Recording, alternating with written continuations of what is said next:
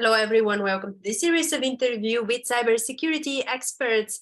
Today, you are joined by me, Eva Tasheva, and Eva Saeva from Cyan, and we would discuss for you, we would present everything you need to know about the European General Data Protection Regulation, GDPR, in the context of cybersecurity.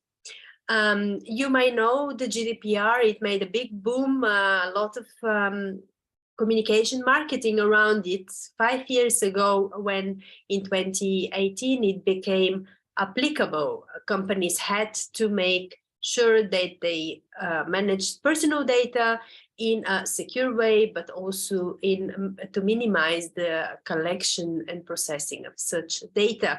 It is a regulation that is European, applicable to everyone, and that in 6 years now in the making, in 2024, it would be also reviewed to its first major review would take place to mainstream and streamline the cross-border case handling by data protection authorities.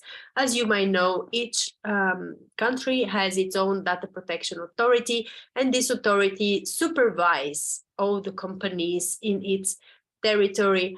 And so in the past, we have seen that there are differences between the enforcement actions in one country versus another, and then there's a risk of misalignment or not achieving the objective of the regulation. So this is what the European Commission is going to work on to address, to mainstream these cross-border cases. But today in this video, we would present to you in a nutshell the cybersecurity aspects of the GDPR. What are they? What are the requirements? What are the risks? And what is the lessons learned so far?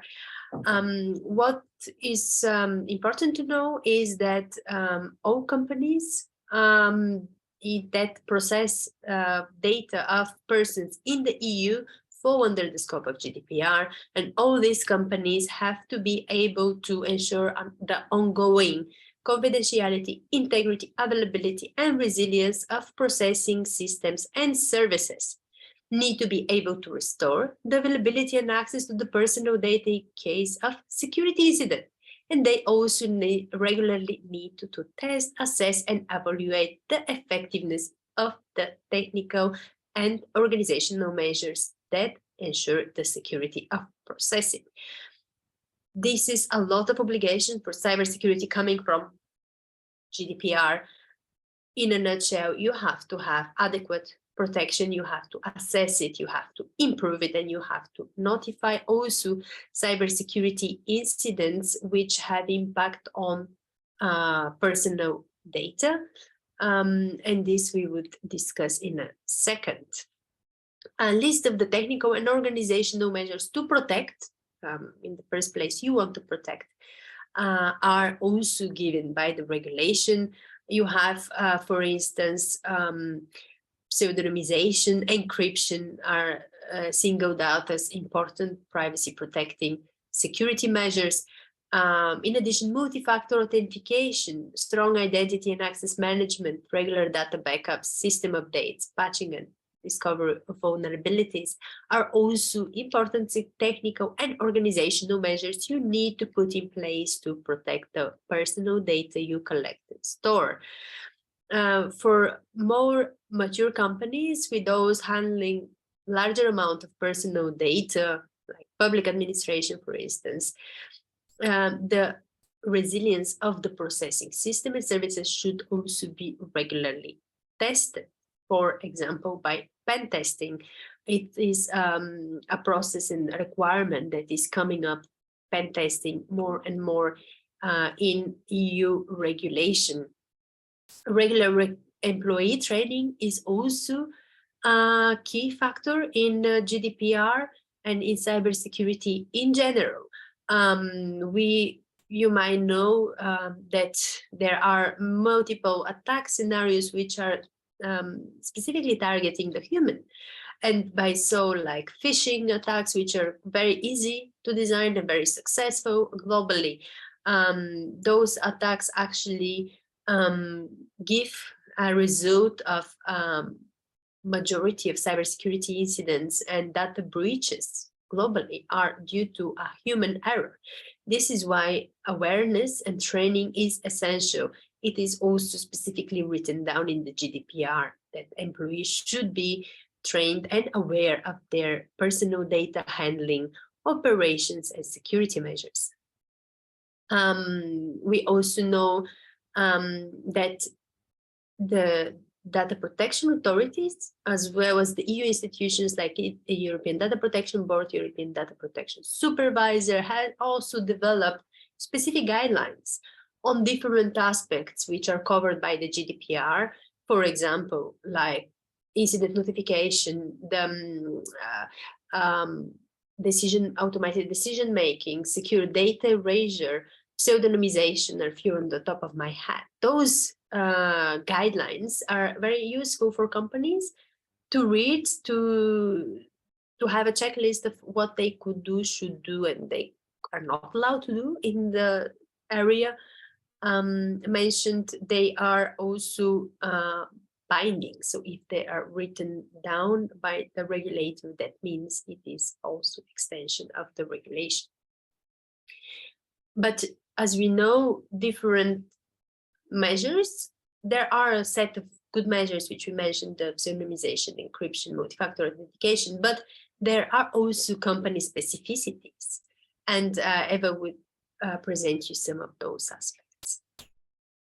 Hello everybody, thank you Eva. So yes, indeed, what we need to acknowledge under the GDPR is that any company handling personal data needs to adhere to the provisions, to the security provisions of the GDPR. So whether we talk about the smallest startup or the public administration that Eva you mentioned, both these types of companies need to adopt the necessary technical and organizational measures.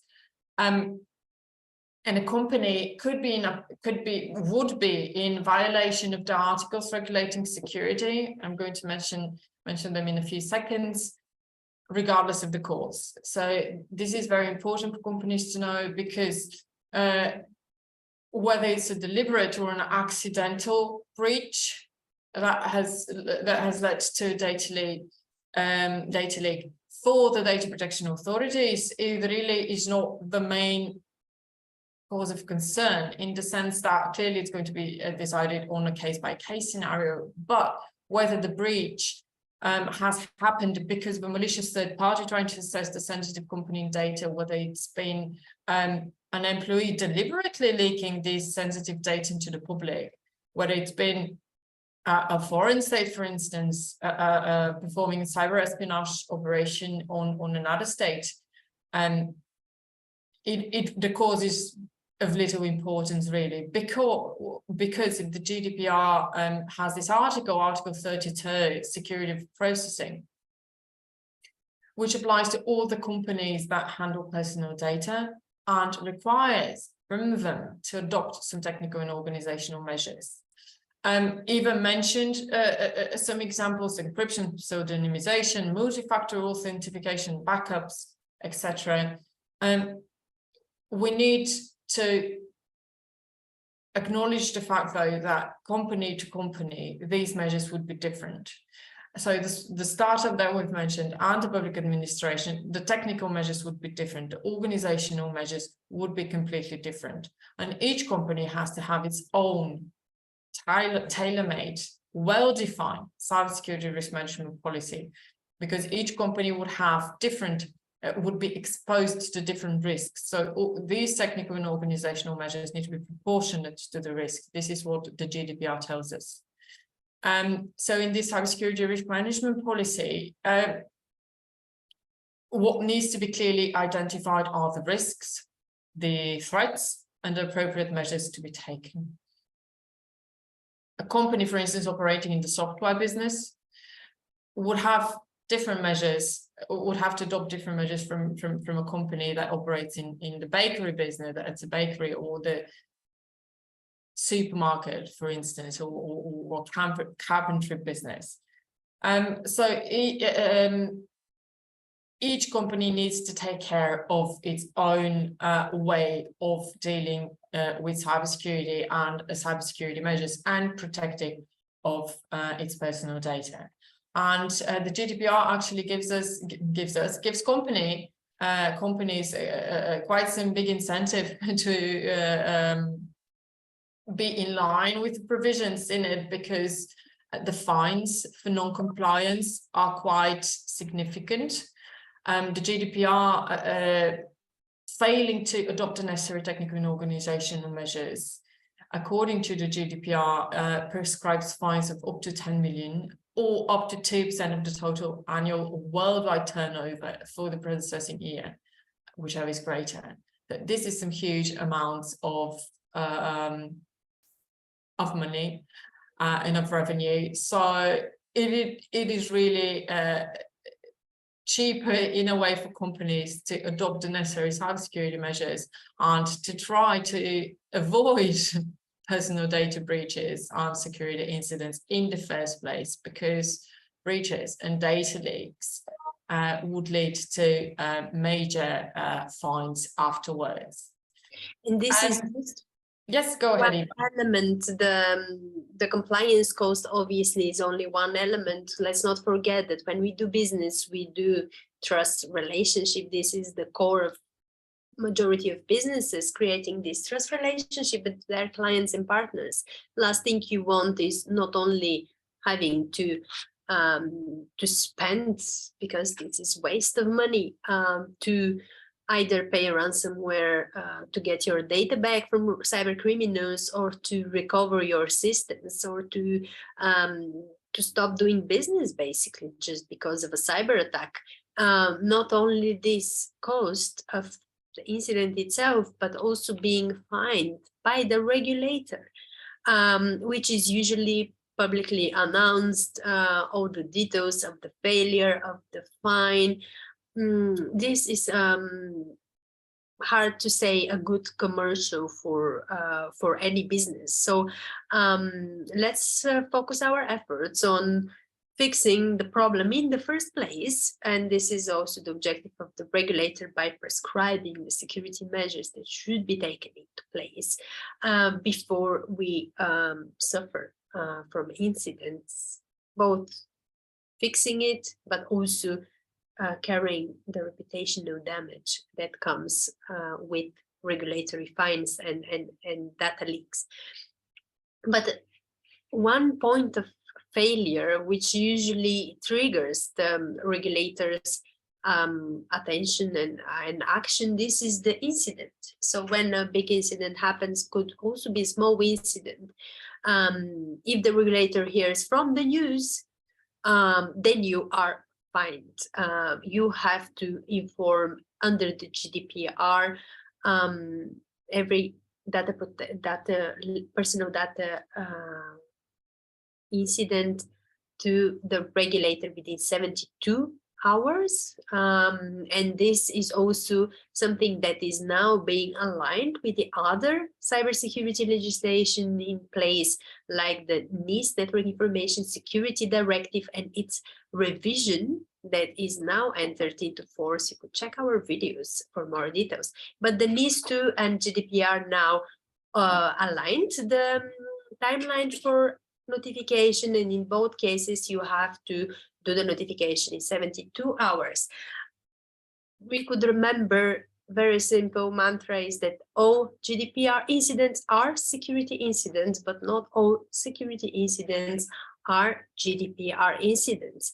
With this, you have to make sure that you work very well with your security staff, with your IT people, with your data protection compliance team or experts, or you put the hat if you are an SME of those different roles, and you come together to a common policy of incident management, which will take into consideration all these obligations when the incident happens, not only what are the measures to quickly fix it, to eradicate and to recover, but also what are the incident notification obligations you follow. And one thing to remember, GDPR is for everyone, NIS2 is for specific sectors which are considered essential for economy and society. And GDPR focuses on what was leaked, what was the data that was impacted. So if it's personal data protection, personal data that was leaked, erased, I don't know, blocked, then or lost, or sent to the wrong person. If it's personal data, you are having to respond to GDPR notification. If it is data for one of the essential services of your company, which falls under the NIS directive, then you also have to notify the NIS authority in your country. There are other legislation which make it even more complicated when we think about the security measures in place. We don't always have incident notification, but in DORA, if you're in the financial sector, you have now recent applicability of the Digital Operation Resilience Act, which also puts in place incident notification requirements. You would have soon the Cyber Resilience Act for all products with digital elements, where manufacturers, companies producing those would have also vulnerability management requirements and vulnerability notification requirement as well. So there is more and more legislation which comes together, which tries to cover different aspects of either your operations or let's say the crown jewels. What are we trying to protect really? Is it personal data? Is it the process? Is it the user's privacy? And all these regulations would have different focus, but sometimes similar measures. And this is also what we like to discuss now, is that technical organizational measures which are adequate. So when you hear adequate, that means based on your risk analysis, based on the analysis of the risk for the people impacted, for your company, for your processes. So those adequate measures, it might be prescribed to a different extent in different legislations, but they are always persistent. So you always have obligation to put in place adequate technical organizational measures. And if you focus your efforts and your chips into that, you would also reduce the compliance cost, because you would just then need to make sure that all the particularities of specific regulation is covered. Last but not least, you would also save the money spent on managing and recovering from cybersecurity incidents and the reputational damage linked to that protection authority breaches and fines. But also, what makes it nowadays a little bit more complicated to manage. Otherwise, it seems simple, right? You put measures, you notify incident, and you're fine. Correct? But then there is a second part of the game. It's not only you, but also the people you trust, your third parties that you have responsibility to assure that they have the same level of protection. So they have at least the same level of adequate organizational and technical measures in place for managing the data, personal data when we speak about GDPR, or managing the supporting essential services when we speak about NIS directive, or yet supporting the when it's about financial sector, one of the critical processes in the organization. So there is a strong element of third party obligation, and Eva will walk you on the details of that. Yes, indeed. The role of the third party has become is becoming more and more prominent in the recently adopted pieces of legislation. Today, we are indeed focusing on the GDPR, but as you mentioned, it's got quite some significant part of NIS2 is dedicated to the so-called supply chain, so the supply chain attacks. DORA, even more. For more information, you can check our videos both on NIS2 and DORA. But what does GDPR tell us about third parties? Bear in mind that the GDPR's legal text, so it was adopted in 2016. So in 2016, the role of third parties and supply chain attacks were not as prominently featured, be it in the news, be it for malicious actors trying to exploit the vulnerabilities in the ecosystem. But indeed, the role of the third parties is significant in GDPR as well. And what do we mean with this? So the actual words supply chain or third parties do not really appear in the GDPR. What we have is a controller and a processor of personal data. What does that mean? So the controller is the company that handles the personal data. For example, that software companies that we mentioned, or that carpentry business, the public administration. A processor is a company that handles the data on behalf of the controller. So it is the third party. It is in the supply chain. The processor can actually have sub-processors, so subcontractors. So the supply chain the value chain can really become really long.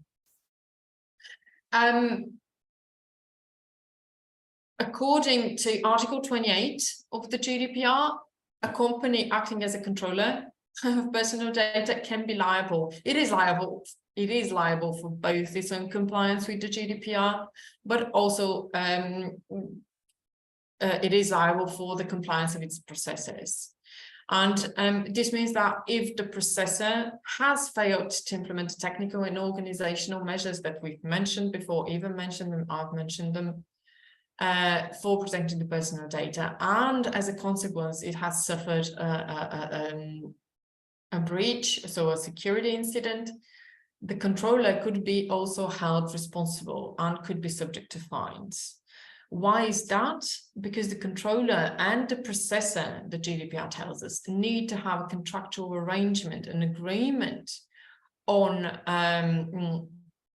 and in this agreement, this contractual arrangement, the processor has confirmed, has agreed to take all of the measures, all of those security, technical and organizational measures to secure the personal data. So data backup, systems updates, patching, multi-factor authentication, encryption, etc. So just because it is a subcontractor, just because it is a third party, does not mean that the security requirements are less stringent. Not at all. It is, they do apply to both this technical and organizational measure would apply to both the controller and the processor. Again, depending on the risk, depending on the threats that have been identified. Because the controller and the processor might actually have completely different cybersecurity risk management policies and might actually be exposed to completely different risks and completely different threats. So the measures for protecting this personal data can be completely different, the controller and its subcontractor, the processor.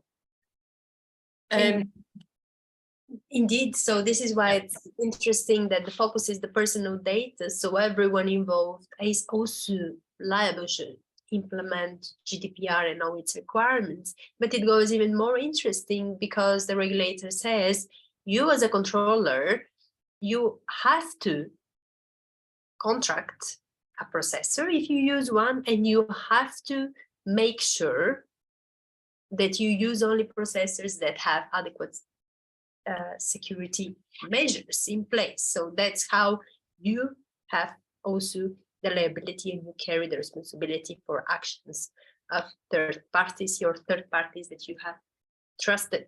And this is very interestingly reflected also in the recent Data Protection Authority's fines. I'll give you just a couple of examples. There are many fines. You could find them on the internet, but one that I think covers up this very complex relationship between adequate security measures, but also implemented in a timely manner, and also the complex relation between the processor and the controller is the French Data Protection Authority case in 2021, where it fined the controller for inadequate measures to deal with credential stuffing attack. So here we really speak about very specific cybersecurity threat that typically you would think is not necessarily the focus of personal data protection or data protection authorities, but think again, security is really the core of data protection. CNIL, who is the French Data Protection Authority, considered that the data controller and processor have been slow in creating a tool for detecting and blocking cyber attack, as well as noted they had failed to take measures, and specific measures such as the CAPTCHA, for user account authentication. Here again, both processor and controller liable. They not only failed to implement the measures, but they were also slow in detecting and blocking cyber attacks. If you have invested in cybersecurity, you know that the first thing you do is the measures, and only later on in maturity you would be able to monitor and to detect and to prevent actual threats and attacks. So here again, lesson is high maturity expected if you are going to manage personal data. In addition, the fine was also, the CNIL noted the data controller's obligation to implement technical and organizational security measures. And here is the third party interesting part, and to give documented instructions to its processors. So here again, very well documentation, contractual obligations, but as well not thinking of the mindset of it's not my responsibility, it is the processor security. No, that doesn't exist anymore. It is your responsibility, and you have to instruct the processor how to protect the data you entrusted them with. And there are other fines. Often we hear about airlines because they manage huge amounts of data of many passengers, also very detailed information. We hear about hospitals, which is very worrisome, because there we speak about health data, which could be used for very nasty attacks afterwards, for fraud, for identity theft. And all this we hear from the public information provided by the data protection authorities. So here again, troublesome that data protection is not, there are still, let's say, lack of security measures implemented in time, but also troublesome for those organizations which would have to stand in this kind of not very flattering list of companies that fail to comply with the personal data protection regulation, again, with business impact. We also learned in the years of the GDPR implementation that with all the notifications, obviously the obligation to notify also helped us create more awareness of what are the types of incidents that happen, what is the source, who is impacted. What we see is that vast majority of the personal data breaches are linked to a human error, and as simple as misdelivery, sending the email to the wrong recipients with personal data, but also a lot of incidents due to unpatched vulnerabilities, due to proper minimum security measures that have not been implemented, such as multi-factor authentication or encryption. We come to understand that at the bottom of every data breach, there is either an outdated system, outdated equipment, or untrained employee. And this is what regulators want to see more of, more awareness, more security measures, We mentioned identity and access management, authentication, strong authentication, regular updates, regular patching, and discovering vulnerabilities. And we also want to see that when the worst comes to worst, companies have not only adapted the security measures, they have not only adapted it in a good time, it could be still that an incident happens because there is no perfect security, there is only cyber resilience we are trying to achieve, where you are able to recover after a likely event of an incident. But last but not least, expectation is that you also notify the regulator within 72 hours for the data breach, if it's personal data breach, for GDPR authority, if it is here in the scope of the NIS directive, also the NIS authority. If you want to know more about the other cybersecurity legislation in detail or handling third-party security, subscribe to our channel and check our other videos. You will find interesting content.